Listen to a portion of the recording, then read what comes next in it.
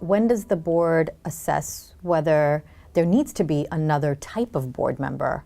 So if the board is well run, and this is especially falls in the lap of the chair of nomination and corporate governance, there should be extraordinarily robust performance reviews of the board, of the full board and individual members of the board and individual committees every single year. So once a year you take a look at that.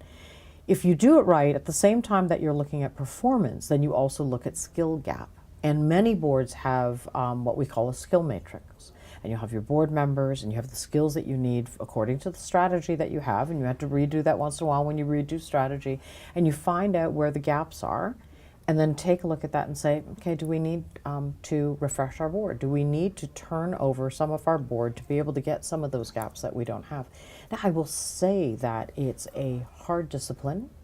How do you fire a colleague, right? And very often, all of the members of the board are good contributing members, but if you have to make room, you have to figure out how do you turn over. Now, there are some mechanisms to turn over board members. There's age limits and term limits, although those are very long, right?